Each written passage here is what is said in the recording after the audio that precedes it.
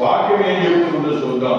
ఇర్మియా గ్రంథము 33వ అధ్యాయము 10వ వచనాన్ని మనం చదువుకుందాం. దేవుని వాక్యాన్ని ఇర్మియా గ్రంథము 33వ అధ్యాయము 10వ వచనాన్ని మనం యెహోవా ఇలాగ సెలవిస్తున్నాడు. అమ్మా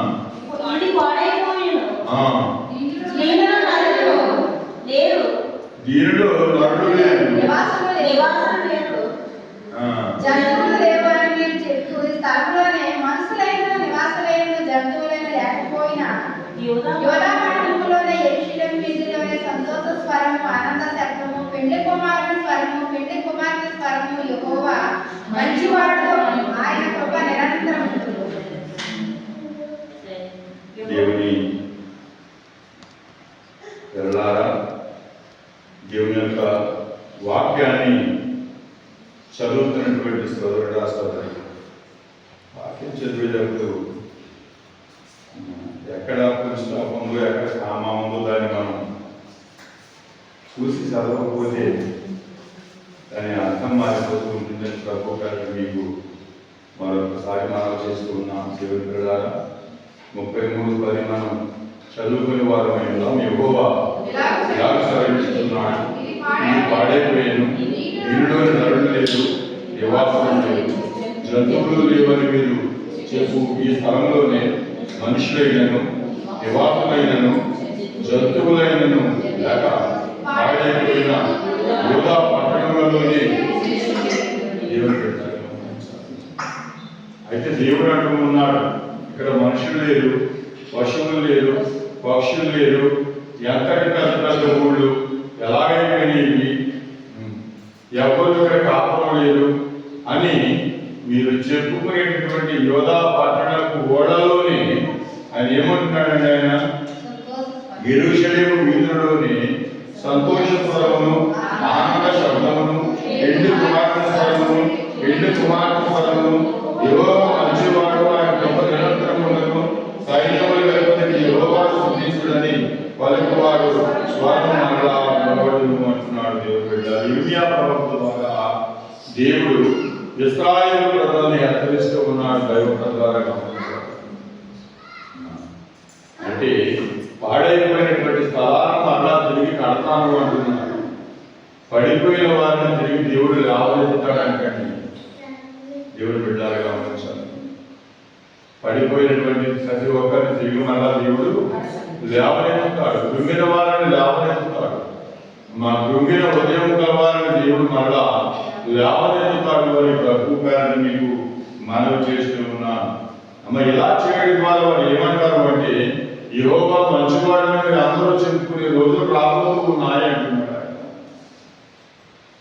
దేవుని బిడ్డ, అయితే ప్రసంగి గ్రంథంలో అంటాడు 7వ అధ్యాయము 1వ వచనంలో, సుగంధ తైలం కంటే మంచి సుగంధ తైలం కంటే, అంటే మనం చెట్టు కొట్టుకుంటే 3 రోజులు ఉంటుంది, గట్టిగా ఒక ఇంకా మంచి స్థితి అయితే 4 రోజులు ఉంటుంది. కానీ మంచి పేరు కలిగి ఉన్నటువంటి ఆ పేరు జీవితాంతం ఉంటుంది. మనం చనిపోయిన తర్వాత కూడా పేరు ఉంటుంది. మనం చనిపోయిన తర్వాత కూడా పేరాగా ఉండిపోతూ ఉంటుంది శాశ్వతంగా. అందుకునే అన్నాడు, మంచి పేరు మీరు సుగంధ తైలం కంటే. అమ్మ, సుగంధ తైలము అది కొద్ది రోజులు మాత్రమే ఉంటుంది, కానీ శాశ్వతమైంది ఎంత మాత్రము కాదు ప్రభు గారికి మనం చేస్తూ ఉన్నాం. దేవుడు వెళ్ళారా, ఇక్కడ వాక్యం ఏం చెప్పుకున్నామంటే, అమ్మ మంచి పేరు కావాలి అని చెప్పుకుంటూ ఉన్నాం. అయితే మంచి పేరు పొందాలంటే ఏం చేయాలో చూద్దాం.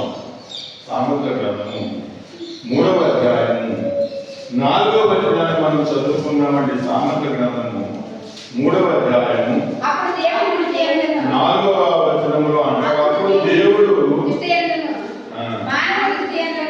అమ్మ అప్పుడు దేవుడి దృష్టి అందును మానవుల దృష్టి అందును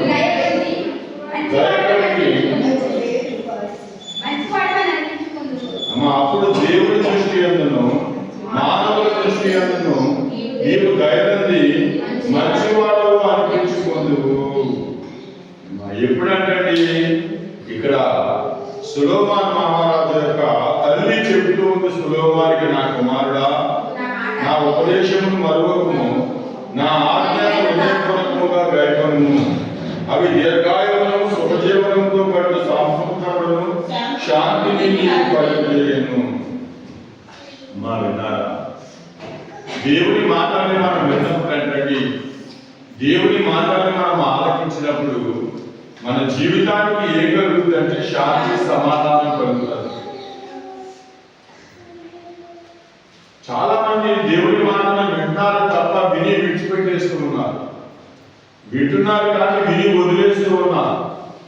వింటున్నారు కానీ అలాగే చెబుతారు, ఇవన్నీ చేయాలంటే మన వల్ల ఏమవుతుంది అనేటటువంటి ఆలోచనతో ఉంటూ ఉన్నారు దేవుని బిడ్డలారా. అటువంటి ఆలోచనతో ఉన్న ప్రతి బిడ్డను కూడా ఈ వాక్యం హెచ్చరిస్తూ ఉంది దేవుని బిడ్డలారా, గమనించాలి. మరలా అటువంటి వాక్యం 3వ వచనంలో, దయను సత్యము ఎన్నడూ నిన్ను విడిచిపోనివ్వము, వాటిని కంఠపోషణముగా ధరించుకొనుము, నీ హృదయమును పరమమైన వాటిని వ్రాసుకొనుము. దయను సత్యమును ఎన్నడూ కూడా నిన్ను విడిచిపోనివ్వము. ఈ రెండు కూడా మన హృదయం అనే పలక మీద ఉండాలంటే దయా సత్యం. ఎందుకంటే సత్యము బహు దూరముగాను బహు లోతుగాను ఉంటుంది. సత్యవంతుడైనటువంటి యోసేపు అమ్మివేశారు. సత్యాన్ని ఎవరికి అమ్మివేశారండి? దేవుని బిడ్డలారా, సత్యాన్ని ఐగుప్తీయులకు అమ్మివేశారు. సత్యాన్ని ఎవరికి అమ్మివేశారు? ఐగుప్తీయులకు అమ్మివేశారు. సత్యవంతుడైన యోసేపుని ఐగుప్తులకు అమ్మివేశారు. అయితే ఐగుప్తీయులు ఏం కొనుక్కున్నారంటే వాళ్ళు సత్యాన్ని కొనుక్కున్నారు. వారు సత్యాన్ని కొనుక్కున్నారు కనుకనే బైబిల్లో ఒక మాట ఉంది, ఐగుప్తులో ధాన్యం ఉండేను, కరువు కానానులో ఉండేను. దేవుడికి స్తోత్రం. చూసారా అమ్మా, మీకు అర్థమవుతుందా మాట? ఏమో అర్థం అవ్వనుకుంటున్నారేమో. ఐగుప్తులో ధాన్యం ఉండేను, కరువు ఐగుప్తులో ఉండాలి. ఐగుప్తులో ధాన్యం ఉండకూడదు. ఎందుకంటే దేవునికి లోబడినటువంటి దేశము, దేవుని మాటను విననటువంటి దేశము, దేవుని యొక్క చట్టాన్ని, దేవుని యొక్క ఉద్దేశాన్ని, దేవుని యొక్క విధిని ఎరిగి కూడా దేవునికి లోబడనటువంటి దేశం అంటే. అటువంటి దేశంలో ఏమొస్తుందంటే తరచుగా కరువు వస్తుంది. అయితే కానాను కరువుతో ఉందంటండి. కానాను దేవుని వాగ్దాన భూమి, కానాను దేవుని యొక్క వాగ్దాన భూమి. ఈ లోకమంతా కరువు వచ్చినా కానాను కరువులో పడదు. ఈ లోకంలో ఎక్కడ భోజనం రాకపోయినా కానానులో సమృద్ధిగా భోజనం ఉంటుంది. దేవుడు అన్నాడు కదా, సింహం పిల్లలు లేమితో ఉంటాయేమో కానీ నన్ను నమ్మిన వారు ఆకలితో మాత్రం ఉంటారు, భోజనం రాకుండా ఉంటారు. యేసు ప్రభువుని నమ్ముకున్నాం, మాకు పెట్టడానికి కూడి లేకుండా వెళ్ళిపోయింది అన్నవాడు ఎవరైనా ఉన్నారండి? యేసు ప్రభువుని నమ్ముకున్న తర్వాత కొడుకు వెళ్ళా అన్నం తిన్నామని చెప్పాడు అనేక మంది సాక్షులు మనం విన్నాం తప్ప, యేసు ప్రభువుని నమ్ముకున్న తర్వాత ఆ పరిస్థితి ఎలా అయిపోయింది అని చెప్తుంటే ఎవరినే వెళ్ళలేదు. ఒకవేళ నిజంగా ఎవరికైనా అయిపోయిందని కూడా అలాగా, అది ఎందుకు అయిపోయిందంటే వారి యొక్క క్రియల వల్ల ఎలాగైపోయిందండి. మన పాపములు చేతను, మన అపరాధములు చేతను చచ్చిన వాళ్ళే పడుకున్నామంటండి మనం. అంతే తప్ప దేవుడి తప్పు అంత మాత్రము కూడా కాదు. మనం దేవుడి మీద ఎడకూడదు. చాలా మంది దేవుడు ఎలా చేశాడు అంటారు. దేవుడు ఏం చేస్తాడు? దేవుడి అంత మాత్రము కూడా ఎవరిని కూడా పాడు చేయడు. పాడు చేయడు. మనంతటి మనమే దూకు పాడైపోతూ ఉన్నాం. దోపద్ర బాబా చెప్తున్నాడు, వెళ్ళి అందులో దూకుతున్నాం. అంతే కదండి. మా దేవుడు చెప్పినట్టు వింటే మనం బాధపడతాం, ఆశీర్వదించబడతాం, అభివృద్ధి చెందుతాం. ఇస్సాకు ఆ దేశమందున్న వాడే విత్తనాలు ఇంకా ఏ దేశంలో ఉన్నాడు యెహోవాతో చెప్పాడు, నీ బాబుతో చెప్పాను ఇక్కడ ఉండమని చెప్పాడు, నీ బాబు అన్నాడు అభివృద్ధి చెందాడు, ఇప్పుడు నీతో కూడా చెప్తాడు నువ్వు ఈ దేశంలో కనుకుంటే నేను అభివృద్ధి పడుతున్నాను అన్నాడు. ఇస్సాకు ఐగుప్తు దేశానికి వెళ్ళిపోదామనుకున్నాడు, ఫలిష్తీయుల దేశానికి వెళ్ళిపోదామనుకున్న పరిస్థితుల్లో దేవుడు ఆ మాట చెప్పాడంటే, మరి ఇప్పుడు దేవుడు చెప్పినటువంటి స్థలంలో ఇస్సాకు ఉన్నాడా లేడా? మరి ఇస్సాకు అభివృద్ధి పొందాడా నాశనం అయిపోయాడు? మరి బైబిల్ అంతా క్లియర్గా చెప్తున్నప్పుడు దేవుడు నాకు ఎలా చేశాడండి, దేవుడు మమ్మల్ని ఎలా చేశాడండి? దేవుడు పెట్టారా? దేవుడు న్యాయవంతుడు, ఆయన మీద మనం అన్యాయాన్ని పెట్టకూడదు. ఎందుకంటే ఇదే తప్పు ఆదాము చేశాడు. ఇదే తప్పు ఎవరు చేశారు? ఆదాము. దేవుడు ఆదాముని అడిగినప్పుడు అయ్యా తప్పు చేశాడు ప్రభు అని చెప్పి ఆదాము ఒప్పుకున్నట్లయితే ఆదాము యొక్క పరిస్థితి, అవ్వ యొక్క పరిస్థితి ఏమై ఉండేదో మనకి ఎవరికి తెలియదు. ఒప్పుకోకుండా ఏం చేశాడంటే పక్కవాడి మీద గెలిచాడు. పక్కవాడి మీద గెలడం మానవ నైజం అంటే, పక్కవాడి మీద గెలడం మానవ నైజం. కానీ మనం ఎప్పుడు కూడా మన తప్పిదాన్ని ప్రభు ఎదురు ఒప్పుకున్నారు, మన తప్పిదాన్ని ఆయన ముందు ఒప్పుకున్నారే తప్ప ఎదుటి వారి మీద మనం ఎటు వారమై ఉండకూడదు. దైవముల ద్వారా దేవుని పిల్లలారా, దేవుని వాక్యాన్ని నిలుచున్న సోదరుడా సోదరి, అయితే ఇక్కడ ఏం చెప్తారంటే కానానులో పొడవున్నట్టు ఈ వాక్యం విన్నప్పుడు మనకు ఆశ్చర్యం కలదా? ఐగుప్తులో దానివ్వడం ఏంటి, కానానులో పొడవటం ఏంటి? మన భాషలో చెప్పాలంటే పోయేకాలం కాకపోతే ఎన్నికలు జరుగుతుంది అంటారు, అంతే కదండి. మనం నాలుగు భాషలో చెప్పుకోవాలంటే వాడు భాషలో చెప్పుకోవాలనుకుంటే పోయేకాలం కాకపోతే ఏంటంటారు అంటారు. పోయేకాలం కాదండి, దేవుని పెట్టాలా సత్యవంతుడిని అమ్మేసిన భావాలను పట్టుకుని, అయితే అమ్మేసిన సత్యాన్ని ఆమె కొనుక్కున్నాడు. అమ్మేసిన సత్యాన్ని ఆమె కొనుక్కున్నాడు. మొదటి భర్తతో సెట్ అవ్వనప్పుడు రెండో పెళ్లి చేశారనుకోండి, మా కాపం సజావుగా సాగిపోతుందని అర్థం ఏంటి? వాళ్ళిద్దరూ కలిసి ఒక అండర్స్టాండింగ్ వచ్చారు కనుక కాపం కలుగుతుంది. ముందు పెళ్లికి అది సెట్ అవ్వలేదు. దేవుడి సన్మానం గమనించండి, వాక్యాన్ని వింటున్న సోదరుల సోదరుడు. అయితే ఇక్కడ వాక్యం ఏం చెప్తుంది అంటే, మొదటిగా మంచి పేరు పొందాలంటే దయను సత్యమును నీవు అన్నట్టును విడిచిపెట్టకు, వాటిని నీ కంట పోషణముగా ధరించుకోను. నీ కంట పోషణముగా అంటే నువ్వు మెడకేసుకుంటావే నెక్లెస్, ఎక్కడికైనా పెళ్లికి వెళ్తున్నా, వెళ్ళడానికి వెళ్తున్నా నెక్లెస్ పెట్టుకుంటా. ఇంకా కొంచెం కలిగి ఉన్న వాళ్ళు అయితే ఇక్కడి నుంచి బోర కట్టేసి నెక్లెస్ అంటే పెద్ద నెక్లెస్ ఆహారం మనకి తెలియదు. దేవుని పిల్లలు గమనించాలి. ఇలాగా రకరకాల వస్తువులన్నీ వేసుకుని మనం వెళుతూ ఉంటాం. అలాగే ఆ వస్తువుని ఎలాగైతే నువ్వు వేసుకుంటున్నావో ఈ రెండింటినీ కూడా అలాగే నువ్వు ధరించుకుంటున్నాడు. వస్తువులు ధరించినంత ఇష్టంగా ఈ రెండింటినీ మనం ధరించినట్లయితే దేవుని దృష్టిలో నీ పేరు మారుమోగుతూ ఉంటుంది. దేవునికి స్తోత్రం. దేవుడు నిన్ను ఉన్నతమైనటువంటి స్థితిలో ఉంచుతాడు. కుడికి కానీ ఎడమకు కానీ నువ్వు తొలగకుండా ఈ రెండింటినీ నీ హృదయంలో ఉంచుకున్నట్లయితే దేవుడు నిన్ను ఉన్నతమైన స్థితిలో ఉంచుతాడు. తలగా ఉంచుతాడు తప్ప తోకగా ఉంచండి, నిన్ను పైవాడిగా ఉంచుతాడు తప్ప క్రిందివాడిగా ఉంచడం. ఆయన దయను సత్యము రెండు నీ హృదయంలో ఉన్నది. దయగా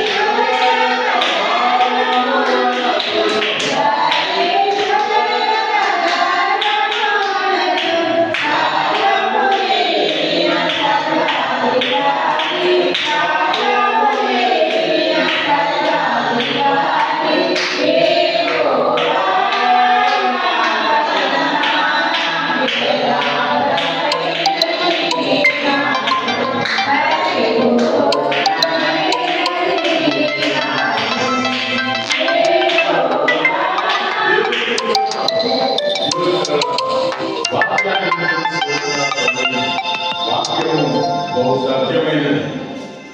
వాక్యం సత్యమై ఉన్నది.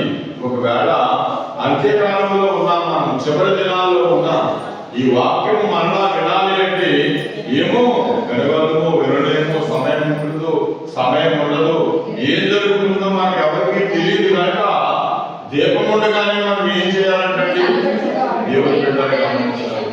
మన హృదయాలను వెలిగించుకున్నది వాక్యం వెలుగునాలి అంటే మనలో ఉన్నటువంటి దీపాన్ని వెలిగించుకోవడం కోసం, మనలో ఉన్న దీపాన్ని వెలిగించుకోవడం కోసం ఈ వాక్యాన్ని వినాలి. ఈ వాక్యం వింటే ఆ దీపం వెలుగుతూ ఉంటుంది. ఇలా ఈ వాక్యం వినకపోతే, ఈ వాక్యానికి దూరంగా ఉంటే ఆ దీపము మసివారిన ఒత్తులు కలిగినటువంటి దీపం ఎలాగైతే ఆరిపోతుందో అలాగ ఆరిపోతూ ఉంటుంది. అందుకనే మనం ప్రార్థనకి కానీ వాక్యానికి కానీ ఎప్పుడు దూరంగా మనం ఉండకూడదు దేవుడి బిడ్డ. అయితే మరియు అంటున్నాడు ఇక్కడ, నీ కంట భోక్షణముగా ధరించుకొనుము, నీ హృదయమును వాటిని దాచుకొనుము. అప్పుడు దేవుడి దృష్టి యందును మానవుల దృష్టి యందును నీవు దైవని మంచివాడు అనిపించుకొందువు. నీ స్వస్థ బుద్ధిని ఆధారం చేసుకొనుక నీ పూర్ణ హృదయముతో యెహోవా యందు నమ్మిక ఉంచుము. ఈ ప్రవర్తన అంతటి యందు ఆయన అధికారములకు ఒప్పుకొనుము. అప్పుడు ఆయన అర్థం కదమ్మా మాట. ఆయన అంటున్నాడు, ఆయన అధికారాన్ని ఒప్పుకోను. నీ జీవితంలో, నీ ఇంట్లో, నీ యొక్క నడకలో ఆయన అధికారానికి చోటి, అప్పుడు నీవు దీవించబడతావు. ఆయన అధికారం అంటే, ఆయన అధికారం అంటే ఏంటి? ఆయన అధికారం అంటే ఏంటి? మంగళవారం ప్రాంతంలో అన్ని చేసుకుంటారు కదా. ఒక్కొక్కసారి ఆహారంగా చేసి అగ్గిపోతామని అంటారు. ఒక్కోసారి పెట్టడం వాళ్ళ నుంచి నువ్వు ఇంట్లో చూస్తూ ఉంటాడు. దేవుడు కట్టుతాడు ఆయన. ఏమంటాడని నేను అడ్డాను పోయి దేవుడు కట్టుతాంటాడేమో. ఎందుకు మాట్లాడి నా మొత్తం నిలబెట్టుకుంటాను దేవుడిని తీసుకోవచ్చు అంటే ఆయన ఏమనుకుంటాడో బాబా కట్టబోతున్నా అనుకోకుండా దేవుని యొక్క మార్గాన్ని పడుతూ ఉన్నాడు. అలాగే మీరు కూడా మీ దైనందిక జీవితంలో, మీ దైనందిక జీవితంలో, అనుదిన జీవితంలో అమ్మా ఏది దేవుడికి అయిష్టమో దాన్ని మీరు చెయ్యకుండా దేవుడి మాటకు లోబడండి. అలా లోబడగలిగితే మీరు ధన్యురాడు. అలా లోబడగలిగితే మీరు ధన్యురాడు. మా ఇప్పుడు దేవుడు చెప్పాడు ఆ కారణానికి అడగమ్మా, మీరు మానేయాలి, అడగకూడదు. మాకు వేళల్లో పెద్ద స్టీల్ కంపెనీ స్టీల్ గిన్నె ఇచ్చినా, లేకపోతే పెద్ద గంగాళం ఇచ్చినా సరే మీరు అనకూడదు. అయ్యో పక్కన తెచ్చుకుని గంగాళం తెచ్చి మనం పరిగెట్టుకెళ్తే దేవుని మార్గాన్ని పోగొట్టుకున్న వాళ్ళమే అవుతాం. ఈ రోజుల్లో గిఫ్ట్లు కూడా ఆకర్షణీయమైనటువంటి గిఫ్ట్ ఇస్తున్నారు. పూర్వకాల పద్ధతి కాదు. పరిస్థితి అంతా కూడా మారిపోయింది. ఆకర్షణీయంగా ఉంటాయి గిఫ్ట్లన్నీ కూడా. ఈ గిఫ్ట్లన్నీ కూడా అర్థమే ఒకరు జన్మలో దేనికి కూడా ఇంట్లో దాచుకోలేము, అలాగనే బయట మారేయలేము. అటువంటి పరిస్థితుల్లో ఉన్నాయి గిఫ్ట్లన్నీ కూడా. ఇప్పుడు ఏ ఇంట్లో చూసినా ఏ గిఫ్ట్లు, సంసారాలన్నీ నిండిపోతున్నాయి, బదులన్నీ నిండిపోతున్నాయి. మనిషి పడుకుంటా కాడలేదు కానీ గిఫ్ట్లకి అంత చూడెత్తున్నామో మనం దేవుడికి స్తోత్రం. దేవుడు పెట్టారు. వాక్యాన్ని వింటున్న సోదరుడా సోదరి, అయితే వాక్యం మనకు ఏమని మాట్లాడుతుంది? నీ ప్రవర్తన అంతటి యందు ఆయన అధికారములకు ఒప్పుకొనుము. మన ప్రవర్తనలో దేవుని అధికారం ఉన్నప్పుడు అంటే మన ప్రవర్తనలో మనసు కానీ జాబు కానీ ఉండదు. మన ప్రవర్తనలో, మన నడవడికలో దేవుని అధికారం ఉన్నటువంటి మనలో మనసు కానీ జాబు కానీ తేడా కానీ ఏముండదు. అలా మనం నడవగలిగినట్లయితే దేవుడు ఉన్నత శిఖరాన్ని మనం ఉంచుతాడు. ఇలా సత్యాన్ని గుర్తించుకుందాం. మనం ఎవరూ కూడా మర్చిపోవద్దు. మనం చెప్పుకునేటటువంటి వాక్యం ఏంటంటే మంచి పేరు పొందాలి. మనిషికి ఏం కావాలండి? మంచి పేరు పొందాలి. ఎంత ఆస్తున్నా అర్థమే పేరు లేకపోతే. కొంతమంది కొంతమంది ఆస్తిపరులు ఉంటారు, వాళ్ళకి పెళ్లికి సంబంధాలు వస్తారు, పలానా ఓట్లు ఎదుగులో పలానా ఓట్లు అంటే వాళ్ళకి అంత ఆస్తున్నా ఏం లేదు, మంచి పేరు లేదు. పూర్వకాలం మేము కూలి పనికి వెళ్ళేవాళ్ళం, రైతు పనికి వెళ్ళినప్పుడు అక్కడ రాలినటువంటి కమ్మలు కానీ కొబ్బరి కమ్మలు కానీ ఏదైనా ఉంటే సాయంత్రం వస్తా పొలాలు లోపు పట్టుకుని తెచ్చుకునేవాళ్ళు. కొంతమంది రైతులు పత్రికాలలో బాబు అనేవారు, కొంతమంది అయితే అమ్మ పత్రికాలో దాన్ని పోగొట్టినట్టు దేవుడికి ఇష్టం. ఒకసారి ఎప్పుడైతే రైతు చేయకూడదు మరలా ఇంకా పొలాలు ఎవరు ఉంచుకునేవారు కాదు. ఈయన ఎక్కడ బాబు కనీసం పేదోడు పొలపడే తీసుకుంటూ వచ్చేసేవారు. ఎవరు వెళ్ళారా? ఎవరైనా పలానా రైతు పనులు కలుగుతామంటే ఎదుగమ్మ బాబు కనీసం పొలపడేవాడు కూడెడుతుంటారు. దేవుడి పిల్లలు కావాలని వాక్యాన్ని వింటున్న సోదరుడా సోదరి, కనుకని నీకు కలిగి ఉన్నా కలిగి లేకపోయినా నీ పేరు ఎలా ఉందో ముందు చూసుకో. ఏ పేరు కలిగి ఉన్నావు? అయితే మంచి పేరు పొందాలంటే మొదటిగా మంచి మనసు కలిగి ఉండాలంటే ఏ కలిగి ఉండాలి? మంచి మనసు కలిగి ఉండాలి. ఎందుకంటే మానవునికి మనసు చాలా ప్రాముఖ్యం. మానవునికి మనసు చాలా ప్రాముఖ్యం. పైకి నేను ఒకగానే మాట్లాడుతున్నాను కానీ నా మనసు ఎలా ఉందో, పైకి మిమ్మల్ని చూసి నవ్వుతున్నాను కానీ లోన నా మనసు ఎడలు ఎలా ఉందో అది తెలియదు. ఈ దేశంలో పెద్ద పెద్ద సైంటిస్టులు గుండె లోపల ఏముందో చూడగలిగే ఎండోస్కోప్ని కనిపెట్టారు. గుండె లోపల ఎలా ఉంది, పేగులు లోపల ఎలా ఉన్నాయని చెప్పి చూడటానికి ఎండోస్కోప్ చూస్తున్నారు. కానీ లోన ఆ గుండె లోపల ఉన్నటువంటి ఆలోచన ఏమిటో తెలుసుకోగలిగే ఎండోస్కోప్ వరకు ఏ మానవుడు కూడా కనిపెట్టలేదు. అది దేవాది దేవునికే తెలుసు అన్నాడు కదా, నీలో ఆలోచన పుట్టక ముందే రోజు నేను ఇంకా ఆలోచన పట్టదు, ఇంకో పలానా ఆలోచన పుడుతుంది అని చెప్పి చెప్పగలిగే శక్తిమంతుడు ఆయన.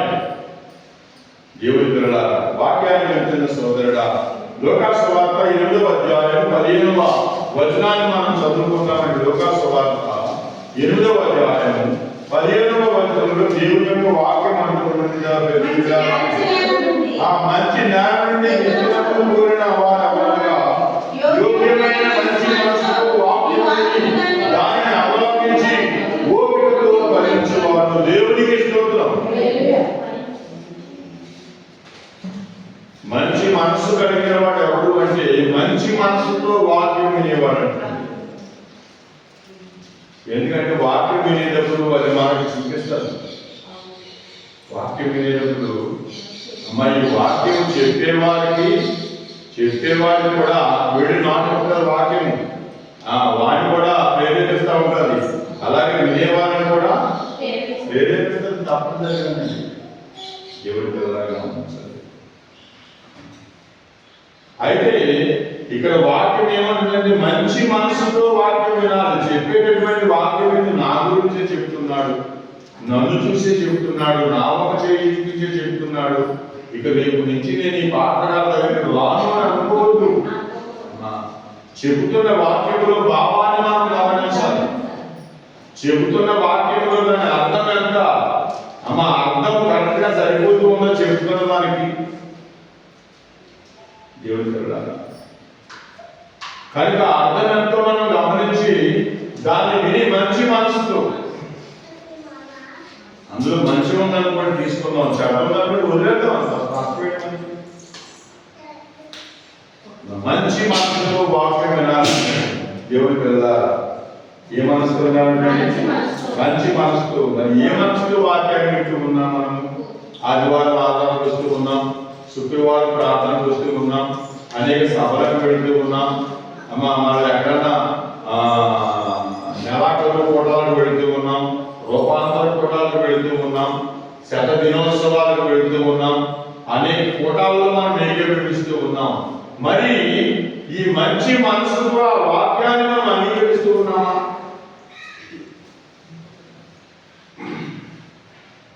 అంగీకరించాం అని అన్నాం అనుకోండి, మనలో ఏం కనిపించాలంటే రూపాంతరం కనిపించాలి. యేసు ప్రభు ఆ రూపాంతర పండుగ చేద్దాడు, ఆ మార్పు మనలో కనిపించాలి. ఆ మార్పు మనలో కనిపించాలి. దేవుడు పెట్టారు, కనిపించాలి. కనిపించకపోతే విని అర్థమైపోతుంది, విని అర్థమైపోతుంది. దేవుడి సంగమా, ఇక్కడ వాక్యం అదే చెబుతుందండి. మంచి మనసు కలిగి ఉండాలంటే మంచి మనసుతో వాక్యం వినాలంటండి. అమ్మ, మరియు సాత్వికమైన మనసు కలిగి ఉండాలి. గలతీయులకు రాసిన పత్రిక 4వ అధ్యాయము 18వ వచనం మనం చదువుకున్నాం. పౌలు గలతీ సంఘంతో ఏమని మాట్లాడుతున్నాడో ఒకసారి చదువుదామని. గలతీయులకు రాసిన పత్రిక 4వ అధ్యాయము 18వ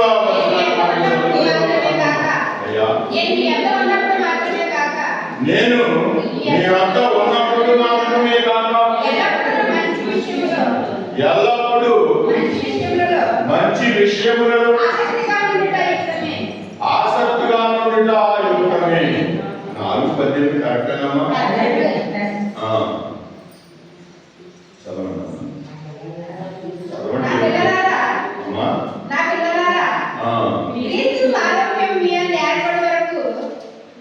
క్రీస్తు స్వారూప్యము మీ యందు ఏర్పడేటట్టు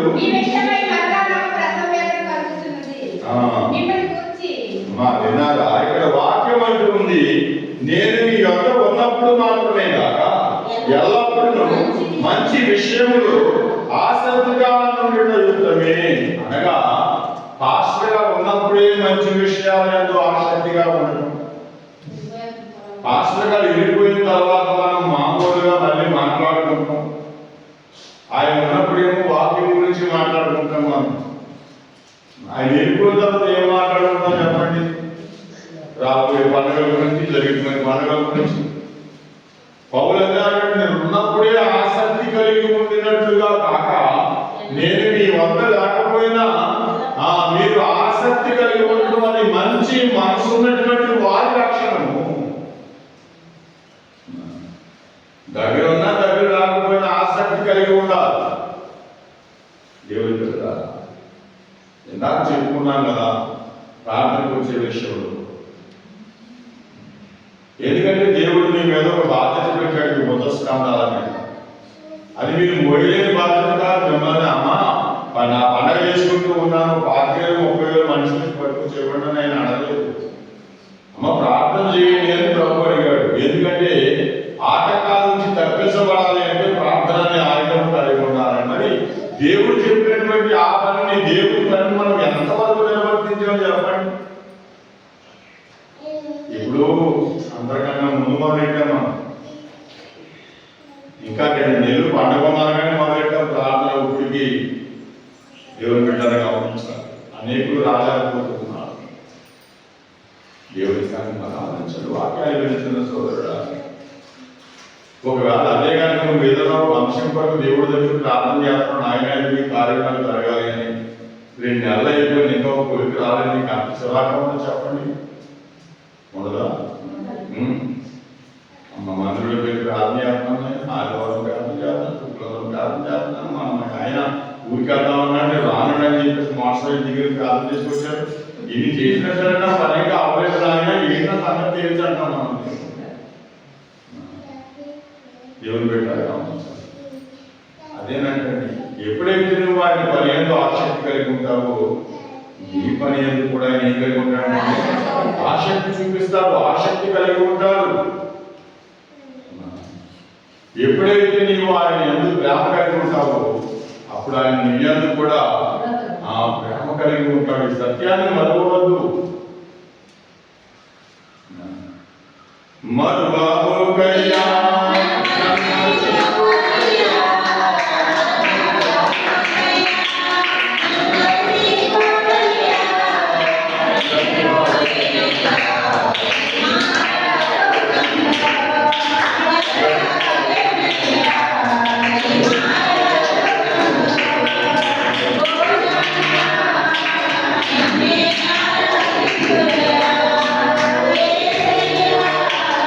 Yeah.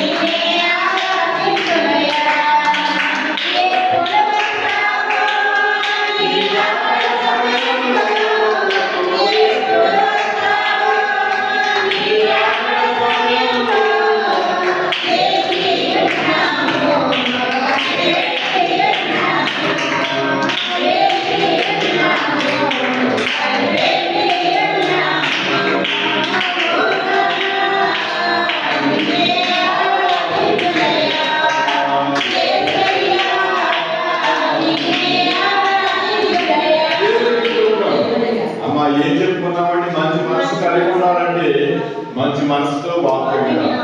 మంచి మనసు కలిగి ఉండాలి అంటే సాత్వికమైన మనసు కలిగి ఉండాలి. ఏం చేయాలమ్మా? సాత్వికమైన మనసు కలిగి ఉండాలి.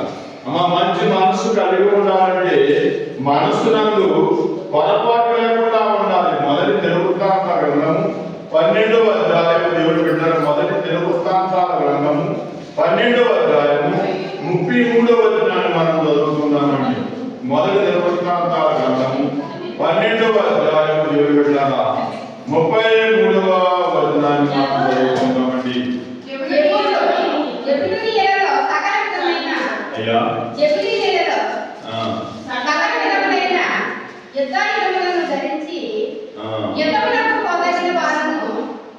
యుద్ధమునకు పోదగినటువంటి వారు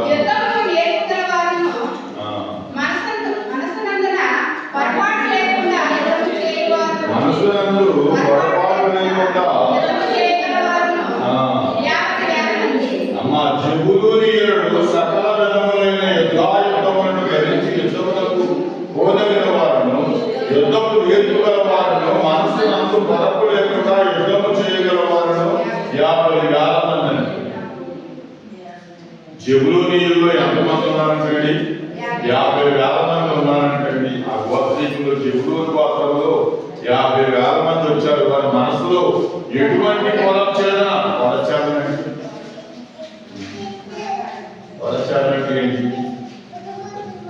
అయ్యో మొన్నే పెళ్లి చేసుకున్నాను, అప్పుడే యుద్ధానికి అంటున్నారు. నువ్వు యుద్ధం చేస్తూ తేడా వచ్చిందంటే నా పరిస్థితి ఏంటి అని చెప్పి ఎరకాలి ఇంటి గురించి. అందుకనే బైబిల్ అంటుంది, ఎవడైనా నువ్వు నూతనంగా పెళ్లి చేసుకున్నప్పుడు వాడి యుద్ధానికి పోవలదు, వాటి మీద ఏ భారం పెట్టకూడదు, సంవత్సరం వరకు కీడిగా ఇంట్లో వదిలేయాలంటే. ఒక సంవత్సరం దాకా ఏం చేయాలి? మా పిల్లలు కానీ పెళ్లి చేసే ఒక సంవత్సరం దాకా ఆయన కనీసం సంతకెళ్ళి కొట్టుకాడి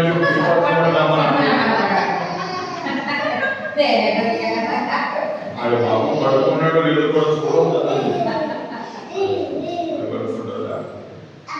అది బైబిల్ చెప్పి సత్యం. ఈ జబూలూనీయులు అంటండి యుద్ధానికి వెళ్ళేవాడు మనసులో ఏ విధమైన అయ్యో పొలమాన పరిస్థితి ఏంటి అమ్మ, ఇటువంటి ఆలోచనలు లేకుండా యథార్థంగా ప్రభువు వైపు చూస్తూ దేవుడి వరకు దేశం వరకు యుద్ధము చేసేటటువంటి వారు 50,000 మంది ఉన్నారని జబూలూను గోత్రంలో దేవుని ఉంటారు. దేవుని మందిరానికి వస్తున్న సోదరుడా సోదరి, నీలో ఎటువంటి పరచాలను కూడా ఉండకూడదండి. ప్రార్థనకి వెళ్తాం, వచ్చేసరికి లేట్ అయిపోతేమో, లేట్ అయిపోతే మళ్ళీ మనం అక్కడికి వెళ్ళలేమేమో, మా లేట్ అయిపోతే పొయ్యి మీద దుంపుని ఏమైపోదు. ఇవి నీ హృదయంలో విషబీజాన్ని నాటుతూ ఉంటాయి. హృదయంలోనికి వాక్యం వెళ్ళనివ్వదు. హృదయంలో ఏం చేయదు? వాక్యము వెళ్ళనివ్వదు. మా మనసులో ఏదో తల పెట్టుకుని మాట్లాడిన ప్రార్థన వస్తుందేమో, రాదు.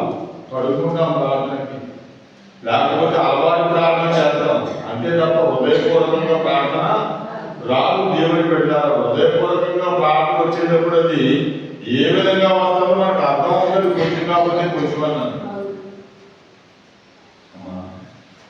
కనుకనే ఇక్కడ మంచి మనస్సు కలిగి ఉండాలంటే మనసునందు ఎటువంటి పనుచాలన లేకూడదంటండి. ఏమంటే క్రీస్తు యేసు కలిగిన మనస్సు కలిగి ఉండాలి. ఫిలిప్పీయులకు రాసిన పత్రిక 2వ అధ్యాయం 5వ వచనం చదువుకుందామని మనం. ఫిలిప్పీయులకు రాసిన పత్రిక 2వ అధ్యాయం 5వ వచనం, క్రీస్తు యేసు కలిగిన ఈ మనసును మీరును కలిగి ఉండుడి. పౌలు పిలుపు సంఘంలో మాట్లాడుతూ అన్నాడు, క్రీస్తు యేసులకు కలిగినటువంటి ఈ మనస్సును మీరును కలిగి ఉండుడి. యేసుక్రీస్తు మనసు ఎటువంటిదండి? యేసుక్రీస్తు మనసు ఎటువంటిది అంటే ఆయన తిట్టినా మరలా తిట్టలేదు, ఆయన కొట్టినా మరలా కొట్టలేదు. ఆయన గడ్డం పెరుగువారిని చూశాడు, ఆయన పెరుగుదులు వారిని చూశాడు, ఆయన తల మీద మొండ కిరీటము మోదువారిని చూశాడు. ఆయన గొర్రెలతో కొట్టువారిని చూశాడు. దేవుని బిడ్డలారా గమనించాలి. ప్రతి ఒక్కరిని ఆయన చూశాడు కానీ ఎవరిని కూడా ఏమీ అనలేదంటండి. అటువంటి మనసు యేసుక్రీస్తు యొక్క మనసు. దేవుడి పిల్లలారా గమనించాలి. అయితే అటువంటి యేసుక్రీస్తు కలిగినటువంటి మంచి మనసు మనం కలిగి ఉండాలంటండి. రక్షించబడ్డ మనము, దేవుడి పిల్లలమైన మనము అటువంటి మంచి మనసు మనం కలిగి ఉండాలంటండి. ఏం చెప్పానమ్మా? మంచి పేరు పొందాలంటే ఏం చేయాలని చెప్పాను? మంచి పేరు పొందాలంటే మీకు 4 అంశాలు చెప్పాను. ఏం చెప్పాను చెప్పండి. మంచి పేరు పొందాలంటే మంచి మనసు కలిగి ఉండాలని చెప్పాను నేను. అంతే కదా? మంచి మనసు కలిగి ఉండాలి. మంచి మనసుతో వాక్యం వినాలి. సాత్వికమైన మనసు కలిగి ఉండాలి. మనసుతో పొరపచ్చాలు లేకుండా ఉండాలి. మా క్రీస్తు కలిగిన మనసు కలిగి ఉండాలని చెప్పుకున్నాను. ఇది మొదటి మాట. రెండో మాట ఏంటంటే మంచి పేరు పొందాలంటే మంచి సాక్ష్యం కలిగి ఉండాలంటే. ఏ కలిగి ఉండాలి? సాక్ష్యం. మరి మనం ఏ సాక్ష్యం కలిగి ఉన్నాం? మనం రక్షణ పొందాం, మనకి తెలిసి ప్రభు నమ్ముకున్నారు అని. మరి మన సాక్ష్యం ఎటువంటిది? దిక్కు దశయు లేని నన్ను దేవుడెంతో కనికరించు. దిక్కు దశయు లేని నన్ను మనస్సాక్షించినాడు. సాక్షించెరా మన స్వామి యేసు దేవుడని. సాక్ష్యమనగా కనికరిన సంగతులను తెలుపుటై. సాక్ష్యమనగా కనికరిన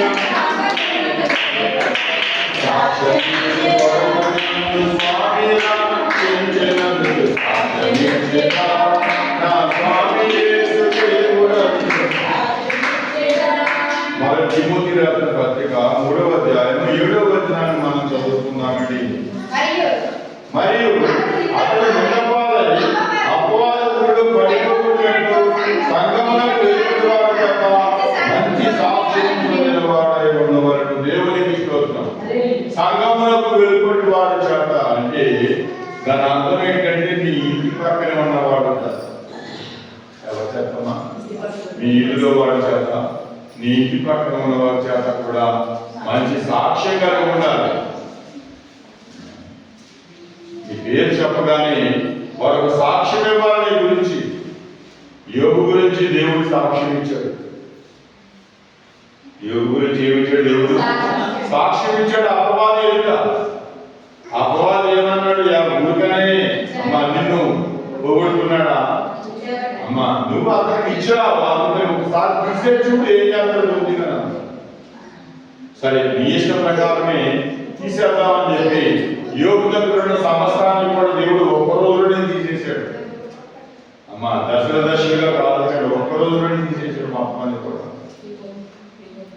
ఎందుకంటే బైబిల్ అటువంటి ఊజు దేశంలో యోగాల పూర్తి జరుగుతున్నటువంటి అంతటి ఆశపడి ఎవరు కూడా లేడు. అటువంటి ఆశ అంతా కూడా ఒక్క రోజులో వెళ్ళిపోయిందంటే చూసారా. దేవుడు తలుచుకుంటే ఏది కూడా ఆగదు. రోజులు కూడా పడదు, గంటలో వెళ్ళిపోతుంది. ఎలా వెళ్ళిపోతే ఎవరికి కూడా తెలియదు. అర్థం వెళ్ళిపోయేదాకా కూడా దేవుడి పిల్లలుగా గమనించాలి. వాక్యాన్ని వింటున్న సోదరుడు సోదరి, వాక్యం సత్యమై ఉన్నది.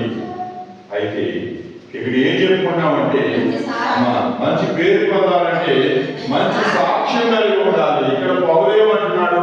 సంఘానికి వెలుపటి వారి చేత మంచి సాక్ష్యం. మరి మన బయట, మన ఇంటి పక్కల, మన ఇంటి వెనకాల, చుట్టుపక్కల ఉన్నవారి చేత మనం ఏ సాక్ష్యం కలిగి ఉన్నాడు? ప్రాముఖ్యం సుమా. ఆదివారం ఆరాధనకి ఎలా వస్తూ ఉన్నాం? దేవుని ప్రార్థన విషయంలో ఎలా వస్తూ ఉన్నాం? దేవుని విషయంలో ఎలా అడుగులు వేస్తూ ఉన్నాం? దేవుని విషయంలో ఎటువంటి నిర్ణయాలు మనం తీసుకుంటూ ఉన్నాం? ఇవన్నీ కూడా ప్రాముఖ్యం. ఎందుకంటే మనం బైబిల్ చదువుకుంటాం, మనం ఏం చేద్దాం?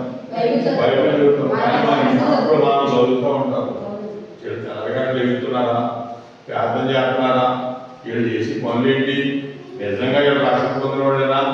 ఐడామా ఆడుతున్నారా? ఇవన్నీ కూడా వాళ్ళు రోజు మనం పరీక్షిస్తూ ఉంటారు. మనకు తెలీదు. మనకి తెలియదు. కనుకనే మనం చాలా జాగ్రత్త కలిగి ఉండాలి. మన పక్క వారిని మనం గమనిస్తూ ఉండాలి. మన పక్క వారిని మన పట్ల చూస్తారు. వారే మనకి సాక్ష్యం ఇస్తారు. వారే మనకి సాక్ష్యం ఇస్తారు. దేవుని పిల్లలారా, కనుక నీ సాక్ష్యం ద్వారా మంచి సాక్ష్యం కలిగి ఉండాలంటండి. 3వ యోహాను రాసిన పత్రిక మొదటి అధ్యాయము 12వ వచనం అండి. యోహాను రాసినటువంటి 3వ పత్రిక, యోహాను రాసినటువంటి 3వ పత్రిక దేవుని బిడ్డలారా, ఇక్కడ గమనించినట్లయితే 1:12 ఏమరాసి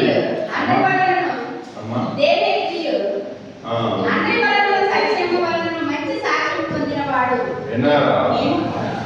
దేవేంద్రుడు అందరి వలనను సత్యం వలనను మంచి సాక్ష్యం పొందినవాడు. నేను కూడా సాక్ష్యం ఇస్తున్నాను, నా సాక్ష్యము సత్యమైనదని నీవు వెలుగుదువు. దేవునికి స్తోత్రం.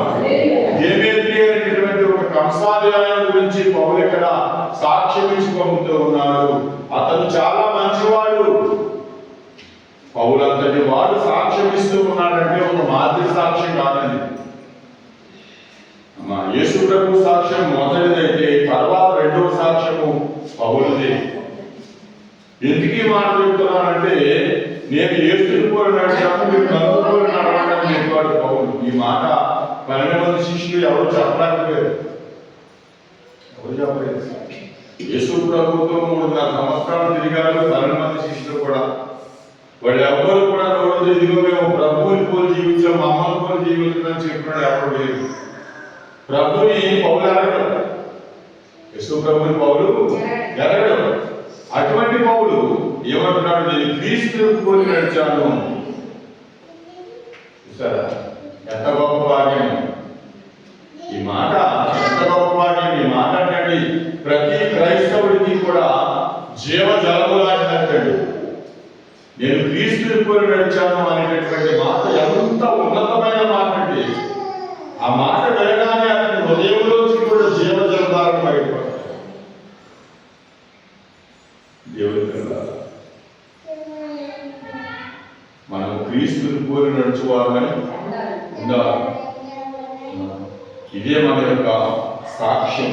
అయితే ఇక్కడ వాక్యం ఏమని సెలవిస్తుందో మనం చూద్దాం. దేవేంద్రి అనేటువంటి ఒక కంసాలయ గురించి సాక్ష్యం ఇస్తూ ఉన్నాను. చాలా మంచివాడయా దేవుని పెట్టారా? మరి మీ గురించి కూడా తక్కువ సాక్ష్యం ఇస్తారు. అక్కడ చాలా మంచివాడండి, కొన్ని గొడవ కాదు, ఉపకారం చేస్తారు, తెలిస్తే లేకపోతే మౌనంగా ఉంటారు. కానీ ఏ విషయంలో కూడా వారు ఎవరితో ఆడబాబు అని చెప్పి ఇటువంటి సాక్ష్యం పొందుతూ ఉన్నావా? ఆదివారం రోజు అసలు ఎక్కడికి అరలేని వాడు మా గుడికి ఆరాధన వెళ్ళిపోతారు, వాళ్ళ గుడికి వెళ్ళిపోతారు, మరలా ప్రార్థన ఇంటికి వస్తారు తప్ప ఇక ఎక్కడికి వెళ్ళేటటువంటి మనుషులు కాదు అనేటటువంటి సాక్ష్యం మనం పొందాలంటే దేవుని బిడ్డ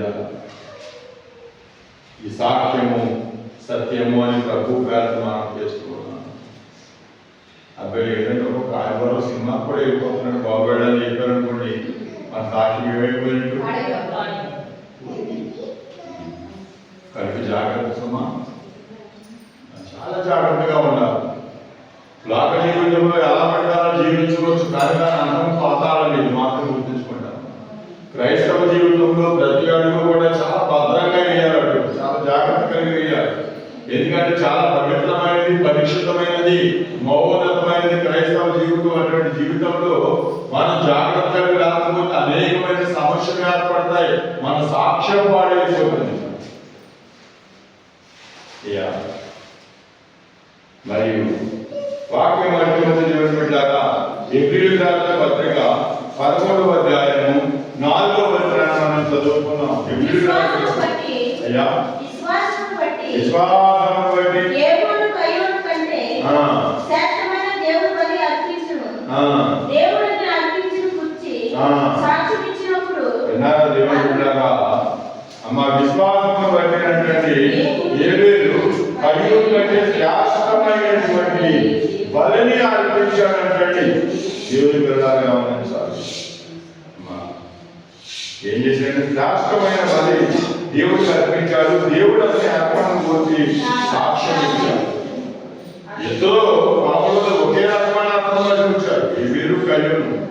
ఆయన గొర్రెలో మంత్రం పట్టుకొచ్చాడు, ఈయన మంత్రంలో గొర్రెలు పట్టుకొచ్చాడు, ఆయన పొలంలో పంట పట్టుకొచ్చాడు, ఈయన పంట. ఇద్దరు ఒకే రకమైనటువంటి అర్పణలు దేవుని దగ్గర తెచ్చాడు. కానీ ఇక్కడ జరిగిన సందర్భం ఏంటంటే, ఒకరి అర్పణ దేవుడికి అంగీకారమైంది, మరొకరి అర్పణ దేవుడికి అంగీకారము. ఎప్పుడైతే నా తమ్ముని యొక్క అర్పణ తీసుకున్నాడు, నా అర్పణ దేవుడు తీసుకోలేదని చెప్పి పాపగించుకుని వెళ్ళిపోతూ ఉంటే దేవుడు మరలా పెంచాడు. ఎచ్చిగా పాపగించుకుంటావు. నీ హృదయం సరిలేదు, ఏమలేదు, నీ హృదయము సరిలేదు, దాని ముందు సరిచేయి.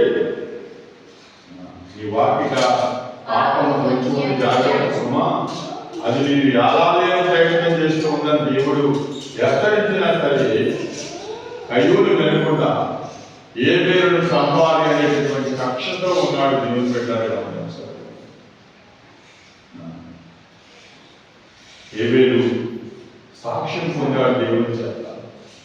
ఏ పేరు తెచ్చిన అర్పణ సాక్ష్యంగా ఉంది ఈనాటి వరకు కూడా. ఎప్పటి ఏ పేరు, ఎప్పటి సాక్ష్యం. దేవుడు నీ గురించి చెప్పే సాక్ష్యం కూడా తరతరాలుగా నిలిచిపోతూ ఉంటుందంటండి. మా వేవేల గొప్పగా ప్రభు నీ గురించి సాక్ష్యం ఇస్తూ ఉంటే ఆ సాక్ష్యము సంతోషముగా ఆయన అనేకులు ఎదురు చెబుతూ ఉంటే ఎంతటి ఆనందము అమ్మా, ఎంతటి దేవుని బిడ్డలుగా ఉంచండి. వాక్యాన్ని వింటున్న సోదరి అయితే యోహాను సువార్త 21వ అధ్యాయము 24వ వచనాన్ని మనం చదువుకుందామండి. యోహాను సువార్త 21వ అధ్యాయం దేవుని బిడ్డలారా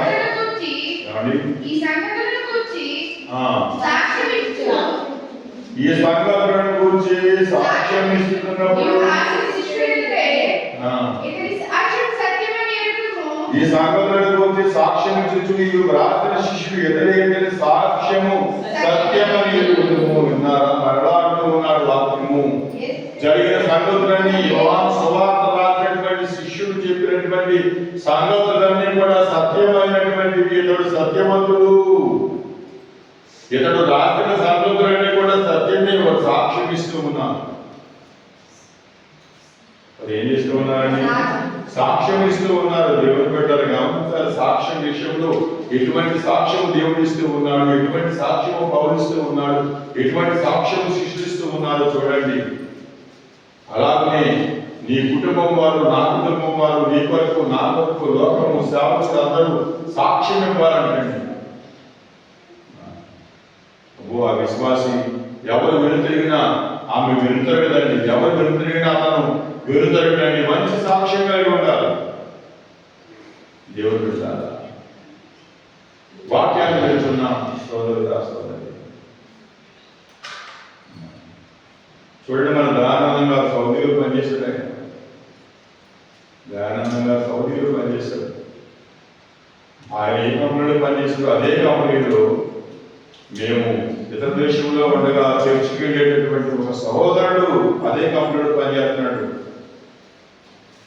ఎక్కడ వాళ్ళతో సంబంధం, ఏ చర్చి కావుతున్నాం అంటే పాలనా చర్చి. అతని పాస్టర్ గారు ఏంటి అంటే అతను సౌదీలో పనిచేశాడు, పేరేంటి అని చెప్పగానే చెప్పాడంటండి. ఆయన అతను చాలా ఆత్మీయముగా జీవించాడు ఇక్కడ దేవుడు. దయానందంగా మళ్ళీ అతను ఫోన్ చేసి దయానందంగా ఫోన్ చేసి మాట్లాడాడు నాతో. దయానందంగా చెప్తూ ఉన్నాడు. ఇక్కడ ఆయన నివృత్తిరాలు చెప్తున్నారండి. దేవుడు పెట్టారా? కనుక మనం దేవుని యొక్క మా కనికరమును బట్టి దేవుడికి సాక్షులుగా జీవించాలి. మనం పొందిన రక్షణ మహోన్నతమైనది, గొప్పది, అది వెనకట్టలేనిది, విలువైనది.